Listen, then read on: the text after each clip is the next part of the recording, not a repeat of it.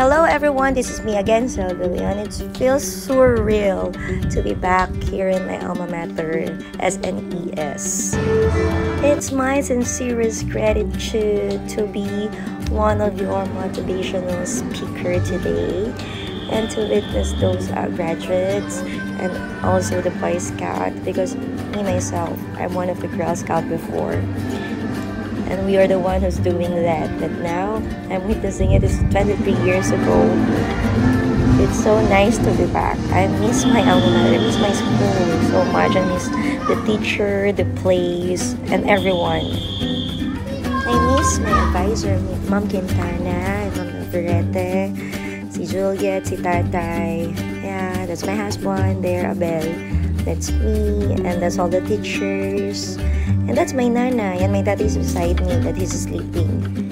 And my proud husband is there, and my kids are there.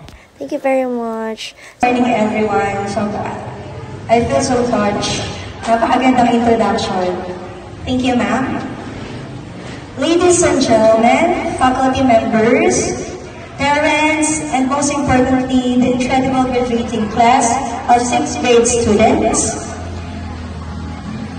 Today is a special day filled with emotions, excitement, and pride as we gather to celebrate your achievements and mark the end of one chapter and the beginning of another in your academic journey. I am truly honored to stand before you as a guest speaker on this memorable occasion. I just want to tell you a story about me. Maski ang dami na nasabi ni ma'am, pero gusto ko lang dagdagan. This is the school where me and all my siblings graduated. We're not rich, we're not perfect family, but we are happy. Because we have God, and He is the ultimate weapon that we have to face life. Pero nakapagtapos kaming 4 na magkakapatid sa pagsisikap ng aming mga magulang. For several years, nag-OFW si Tatay, si Saudi and si Saifan, as sa kagustuhan makapagtapos ng working students ang mga ate ko. Yung panganay namin, si Mrs. Janet Valbuena, she graduated at Central Escolar University as an educator, major in Filipino. And my second sister, which is Ate Josa Pinagmay, she graduated at Philippine University, Philippines, as accountancy, and ngayon, nasa abroad siya. She studied there ng nursing then, pharmacy, what else? And now, she is a dialysis technician. Ilan lang ang mga kababaihan na nagtatry na maging dialysis technician in abroad. And her husband, Mr. Bernard Nagmay, na ngayon ay nagtatrabaho sa isang cancer institute sa MD Anderson sa Texas, Pearland, Texas, USA. What else? And also, my only kuya, who's for us is the best cook in the whole wide world. And lastly, my auntie Anne graduated as an educator, also at Vulcan State University, and now living in Nassau, Bahamas. And me as their bunso, I graduated as La Consolacion University, formerly University of Regina Carmelli, as a Bachelor of Science in Nursing. I graduated way back 2009. Like what Ate said a while ago, formerly affiliated with different hospitals all over the Philippines. I am married to my one and only Mr. Abelardo de Leon. I love you, Lai.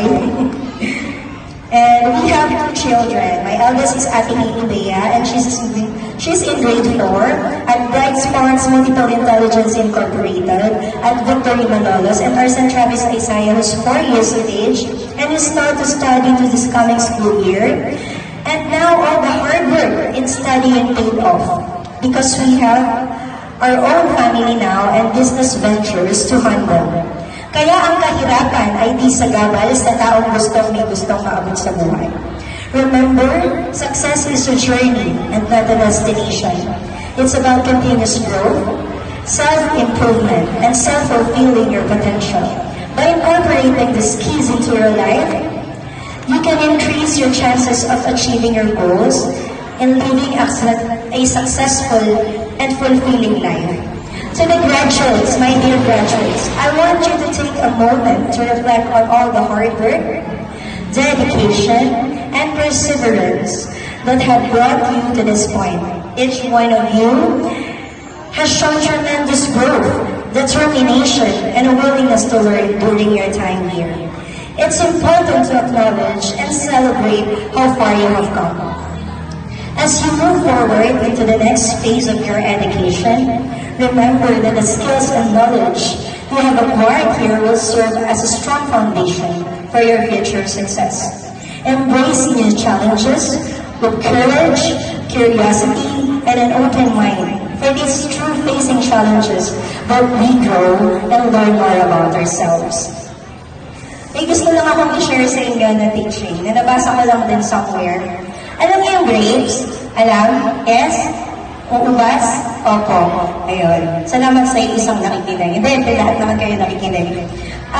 Alam niyo yung grapes, pag iniwan niyo lang siya sa table, per se, diba, as time goes by, as days goes by, mabubulok lang siya. Aamagin, itatapon niyo lang. Tama? Opo. So, pero pagka dumaan siya sa process, sa right process, step-by-step process, yung grapes, pag tinuro siya, pag piniga, pag dumaan sa mga machines and all, diba, it will turn into wine, into a fine, fine wine. And as it ages, magiging precious siya, mahal siya, at sobrang sarap. So bilang tao, bilang mga bata, alam ko, madami kayong pagsubok, madami pa kayong pagdadaan. This is not the end, this is just the beginning. Pero like that grapes, na pinuro, na prinoseso, na dumaan sa step by step, at naging wine, naging fine wine, naging precious wine, para din kayo yun. So pag dumaan kayo sa proseso, nag-aral kayo ng mabuti, sumunod kayo sa magulang nyo, naging si God ang center ng life nyo, you're just like that grapes that turn into fine wine. Diba? Agree ba kayo doon? Oh.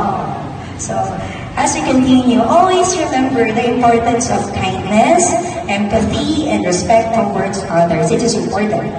These qualities will not only help you build strong relationships, but also make the world a better place.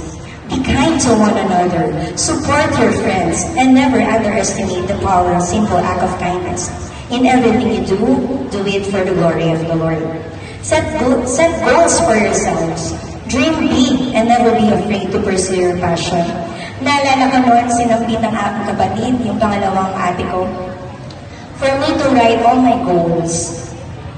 Lahat yon. Tapos, after 5 years or 10 years, what will I be in the future? So maybe you should do it too, because I do it by myself, and I'm happy to check all of those. Not all, because I'm not perfect, God is the only perfect in the whole wide world. Pero makakatulong yon para ma-set nyo yung goals, and nakakatuwang makita at malaman na after 5 years, na-check nyo na isa. Oh, I want to have my own house and lot. I want to have my own car. Ayun, no? Whether you aspire to be a doctor, an artist, a scientist, or anything else, believe in yourself and work hard to make your dreams a reality. Remember, the future belongs to those who believe in the beauty of their dreams. So, mangarap lang tayo ng mangarap. So, this is me, Celeste Marcos Pascual de Leon, a sister, a daughter, mother, wife, friend, a God's masterpiece, a real estate agent, and a blogger wannabe. Follow me, a worship leader, and still believing that I can do and achieve more. Don't stop believing, dreaming, hoping, and have faith in God. In closing, I want to congratulate each and every one of you on your graduation. Congratulations. You have so much potential within you, and I have no doubt that you will go on to achieve great things. Cherish the memories you have made here. Stay curious, stay determined, and never stop learning. As you embark on the new chapter, remember that the world is full of possibilities. and your future is as bright as you make it. Congratulations, 6th grade graduates! The world is waiting for you to shine